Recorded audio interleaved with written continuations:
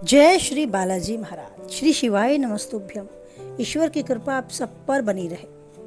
वृषभ राशि, जून 2024। जानते हैं क्या कुछ लिखा है वृष राशि से जुड़े जातकों के जीवन में जून 2024 को लेकर। सबसे पहले बात करें वृष राशि के जातक होते कैसे हैं, तो आप जानें कि वृष राशि से जुड़े जातकों का स्वभाव बहुत शांत और कोमल होता है। अधिकतर इस राशि के लोग अपनी क्षमता को अच्छी तरह से जानते हैं। इन्हें धन, संपत्ति और मान सम्मान अच्छा लगता है।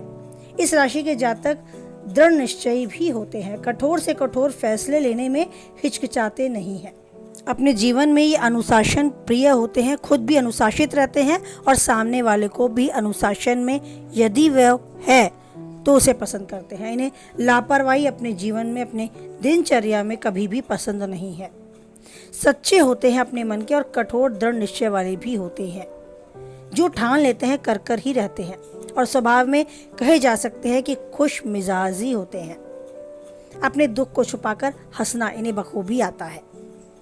आइए बात करें जून 2024 क्या कुछ उतार चढ़ाव लेकर आया है इन वृष राशि से जुड़े जातकों के जीवन में। सामान्यतः देखा जाए तो वृष राशि से जुड़े जातकों के लिए महत्वपूर्ण साबित होगा ये जून 2024। आपके विदेश जाने के प्रबल योग है। यदि आपका कोई कनेक्शन वहाँ से है, कोई व्यापार वहाँ से है, आप किसी काम में भी विदेश जा सकते हैं, लेकिन विदेश यात्रा के समय थोड़ी सावधानी बरतनी होगी। सभी कागजों को भली प्रकार से संभाल कर रखना होगा, क्योंकि दस्तावेजों की कमी के कारण यात्रा में कोई असुविधा हो सकती है। या लंबी यात्राओं पर जाने से पूर्व तैयारी से जाएं, क्योंकि आपका कोई शारीरिक समस्याएं आपको परेशान कर सकती हैं या मानसिक स्ट्रेस भी आपको बेचैन कर सकता है। आपके मन में एक साथ बहुत सारे विचार चलेंगे जो आपको सोचने और समझने की शक्ति को प्रभावित कर सकते हैं। अगर आप वैवाहिक हैं तो वैवाहिक संबंधों में प्रेम बढ़ता नजर आएगा। हल्का फुल्का अहम का टकराव तो संभव है, लेकिन आप अपनी प्रेम बढ़ाकर अपने रिश्ते को और मजबूत और खूबसूरत बनाने में कामयाब भी रहेंगे। प्रेम संबंधों के लिए यह महीना उतार चढ़ाव भरा रहने वाला है, लेकिन अच्छी बात यह होगी कि आप अपने प्रियतम से सभी प्रकार की बातें कह पाएंगे, जिससे उनके मन में जो शक का बीज पैदा हो चुका था वो दूर हो जाए और आपसी दूरियां कम हो जाए। अगर आपको स्टूडेंट यानी विद्यार्थी हैं तो विद्यार्थियों को शिक्षा में बहुत सारी चुनौतियों का सामना करने के लिए अपने को तैयार रखना होगा। इसके लिए अपनी एकाग्रता को बढ़ाने पर अपना ध्यान देना होगा। भले ही इसके लिए उन्हें कुछ समय के लिए अन्य कार्यों से दूर रहना पड़े, लेकिन अगर आप ऐसा नहीं करते हैं तो इससे आपकी पढ़ाई प्रभावित होगी और आप परेशानी महसूस कर बैठेंगे। तो अपनी भविष्य की योजनाओं को पूरा करने के लिए, आगे बढ़ने, कुछ कर दिखाने के लिए अपने सपनों पर फोकस करना ही होगा और उसके लिए आपको अपनी पढ़ाई को गंभीरता से लेना होगा। कैसे अपने सपने, अपनी कामयाबी आप हासिल कर पाए, उसके लिए यथासंभव प्रयास करने होंगे। कहाँ कुछ कमजोरी रहती है, कहाँ कोई समय आप अपने लिए, अपनी पढ़ाई के लिए निकाल पाते हैं, उन सभी तरफ आपको सोचना होगा। पारिवारिक संबंधों में अनुकूलता बनी रहेगी। अपने माता पिता के स्वास्थ्य पर विशेष रूप से ध्यान रखना होगा। करियर के क्षेत्र में महीना अनुकूल रहेगा। आप नौकरी करते हैं या व्यवसाय करते हैं, आपको मनचाही सफलता के बहुत अच्छे योग हैं। आपकी मेहनत आपको अन्य लोगों से आगे रखेगी। स्वयं पर विश्वास रखना होगा और हर काम को पूरे मन से करना होगा। आपको अवश्य ही अपने कार्य में सफलता मिलेगी। बस आपको अपने कार्य से भटकना नहीं होगा। जो चाहते हैं उसे पाने के लिए प्रयासरत रहें और अपने व्यवसाय, अपने जॉब में, अपने काम पर फोकस करते हुए अपनी योग्यता दर्ज कराएं। आपके सीनियर, जूनियर और बाजार में आपके प्रतियोगी बहुत अच्छे तरीके से आपको देखते रहेंगे, आप पर निगरानी बनाए रखेंगे, नज़र गड़ाए रखेंगे, कहाँ कोई कमी हो उसे पकड़ने के लिए। लेकिन आपको अपने काम पर फोकस करना है, अच्छे से अपने कार्य को करना है और अपने लिए एक साख बनाकर रखनी है, एक स्थान बनाकर रखना है। जो आप उपलब्धियां चाहते हैं वो ज़रूर पाएंगे, जो सफलता आप चाहते हैं ज़रूर पाएंगे। बस आपको अपने मन को विचलित नहीं करना है, अपने कार्य से अपने मन को भटकाना नहीं है। विस्तार से बात करें अगर केवल और केवल आपके कार्य क्षेत्र के विषय में, तो करियर की दृष्टि से बहुत अनुकूल संभावनाएं दर्शाता है, क्योंकि दशम भाग के स्वामी शनि महाराज दशम भाग में ही पूरे महीने बने रहने वाले हैं। जिससे आप खूब लगन से, मेहनत से परिश्रम करेंगे और अच्छे से अपना काम बखूबी निभाते हुए कार्य क्षेत्र में अपने पद को बनाए रखने में काफ़ी हद तक सफल रहेंगे। जो योग्यताएं आप में हैं वो निखर कर बाहर आएंगी, लोगों की वाहवाही भी आप लूटेंगे। कर्मचारी के रूप में नौकरी में यदि जगह पक्की बनाए रखनी चाहते हैं तो एक आदर्श कर्मचारी के रूप में आप सबको नजर आएंगे, क्योंकि आप अपने कार्य को बहुत ऊर्जावान तरीके से इन दिनों करते नजर आएंगे। जहाँ तक आपके वरिष्ठ अधिकारियों की बात की जाए तो वह थोड़े से तेज तर्रार हो सकते हैं। आपके प्रति उनके मन में विचार अच्छे बुरे दोनों प्रकार के हो सकते हैं, इसीलिए बस एक बात का आपको ध्यान रखना है कि आपका कोई विरोधी आपके विरुद्ध जाकर उनके सामने कुछ गलत बात पेश ना कर दे।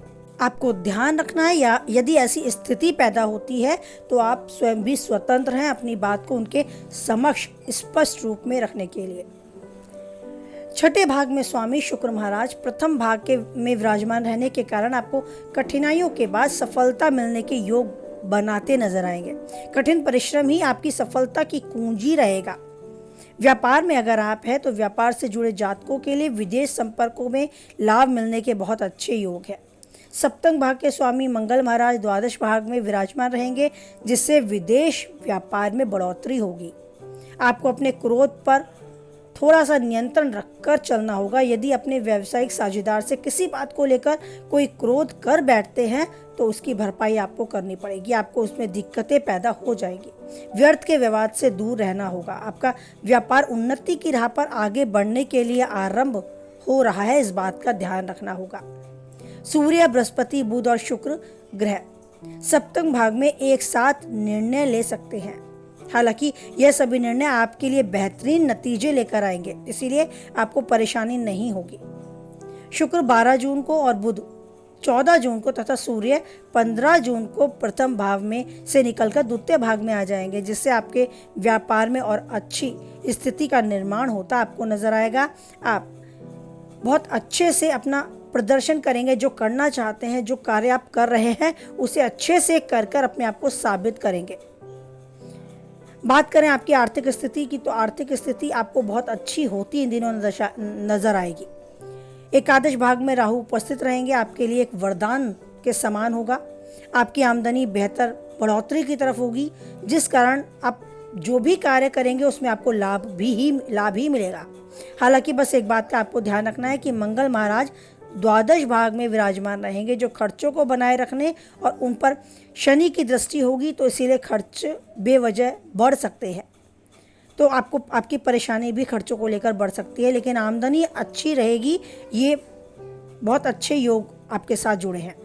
आपके आर्थिक स्थिति के योग इतने प्रबल हैं कि आपका बैंक बैलेंस आपको बढ़ता नजर आ सकता है। क्रय विक्रय किसी संपत्ति को लेकर है तो भी आप लाभ पाएंगे, और धन निवेश के मामले में आपको अपेक्षाकृत अधिक लाभ होने के चांस हैं। आप फिक्स डिपॉजिट स्कीम का लाभ उठा सकते हैं अगर आप उस तरफ थोड़े से रुचिकर हैं। आप अपना धन अच्छे से जमा करने में इन दिनों कामयाब रहेंगे, एक अच्छी सेविंग कर पाएंगे।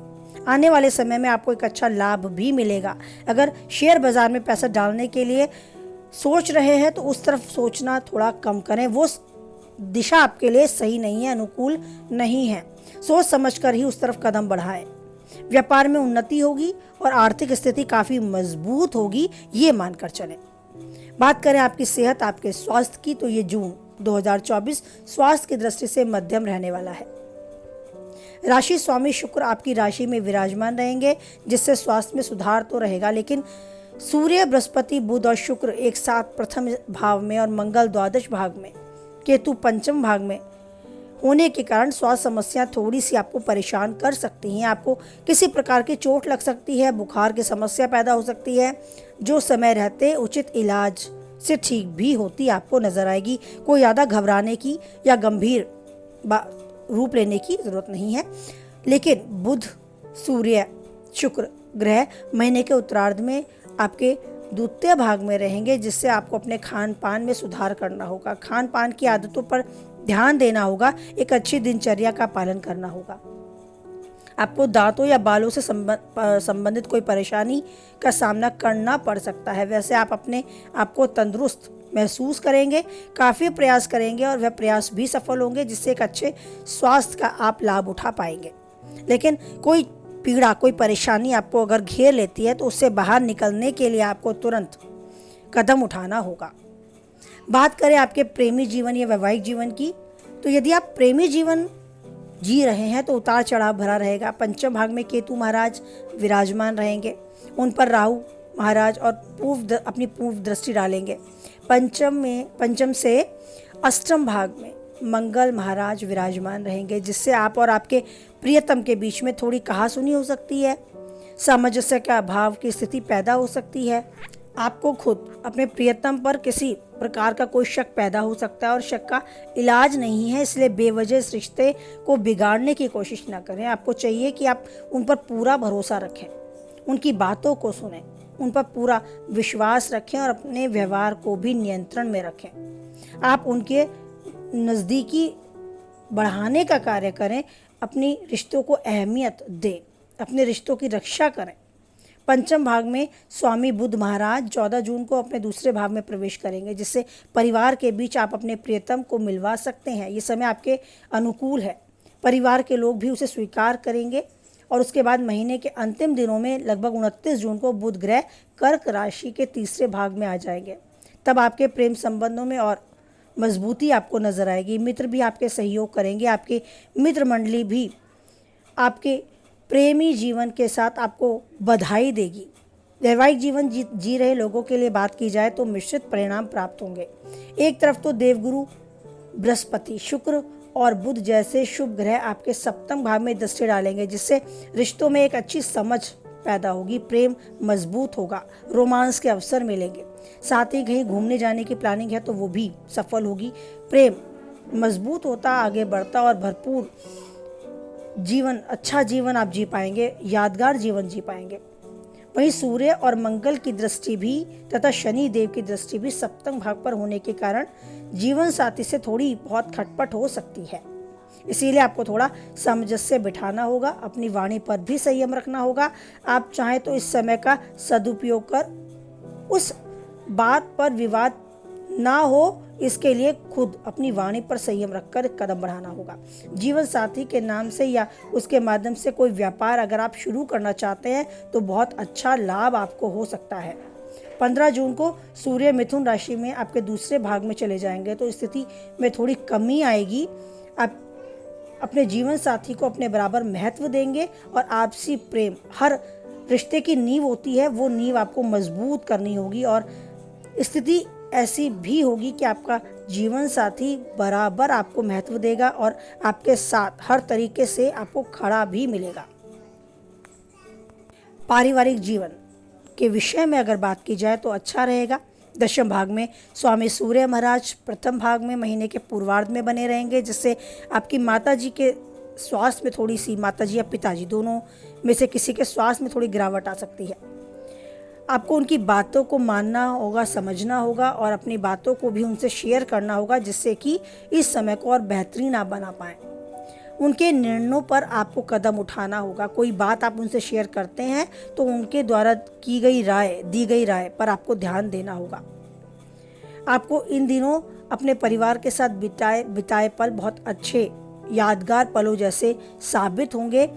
आपको ध्यान ये रखना होगा कि आपको आपके मान सम्मान, पद प्रतिष्ठा में वृद्धि तो मिलेगी, लेकिन आपको अपने परिवारजनों के बीच में अहम के भाव से अपने आप को बचाना होगा। आपके अंदर घमंड या अहम बिल्कुल भी उन्हें महसूस ना हो, अन्यथा रिश्ते बिगड़ सकते हैं और आपके बीच में आए रिश्तों की खटास आपको और ज़्यादा बढ़ती नज़र आ सकती है। तो अपने परिवार के बीच में जब भी बैठें तो अपने घमंड, अपने अभिमान को एक तरफ रख दें। बिल्कुल भी उस तरीके से अपने को प्रस्तुत करें ही नहीं और सही रूप में ये भी माने कि ये मान सम्मान, ये पद प्रतिष्ठा हमें ईश्वर के आशीर्वाद से प्राप्त होती है।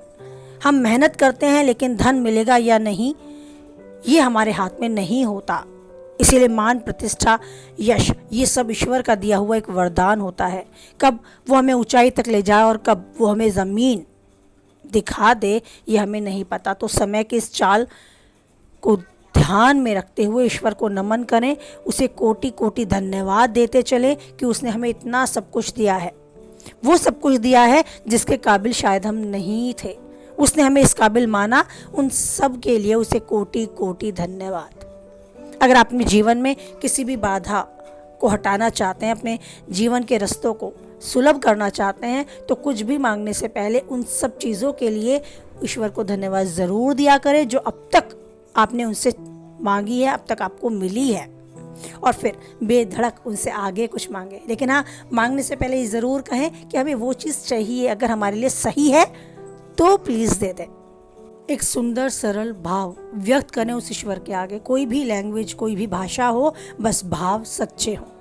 आप जानेंगे कि हर तरीके से ईश्वर आपके साथ है। आपकी बात जैसे ही मुंह से निकली वो पूर्ण हो रही है। ईश्वर हर तरीके से आपकी बातों को समझ रहा है और आपको वो सब दे रहा है जो आप चाहते हैं। जी हाँ, सच में ऐसा पॉसिबल है। बस आप उस ईश्वर के साथ सच्चे मन से जुड़ जाएं और अपने हर कार्य में उस ईश्वर को अपने से आगे पाएं। किसी का कुछ गलत मुझसे ना हो, बस इसीलिए ईश्वर मेरे साथ रहे, मेरे पास रहे। अगर आप ईश्वर के साथ एक कनेक्शन बना पाते हैं तो उस ईश्वर का आशीर्वाद बेहद आपको मिल पाता है। हमेशा ईश्वर का आशीर्वाद आप पाते रहें और जीवन में उन्नति के शिखर तक बढ़ते रहें। जो चाहते हैं वो पाएं। हमेशा स्वस्थ रहें, खुश रहें, मस्त रहें। इसी के साथ वाणी को विराम देती हूँ। कुछ हद तक वीडियो से सहमत रहते हैं तो प्लीज़ लाइक करें, किसी के काम की बातें हैं तो उस तक शेयर करें, और पहली बार चैनल पर बने रहना चाहते हैं तो चैनल को सब्सक्राइब करें। साथ ही नोटिफिकेशन बेल को भी ऑन करें जिससे आने वाली वीडियो की सूचना आप तक पहुँच जाए। और मेरी मोटिवेशनल वीडियोस मेरी प्लेलिस्ट से ज़रूर एक बार क्लिक करके सुने।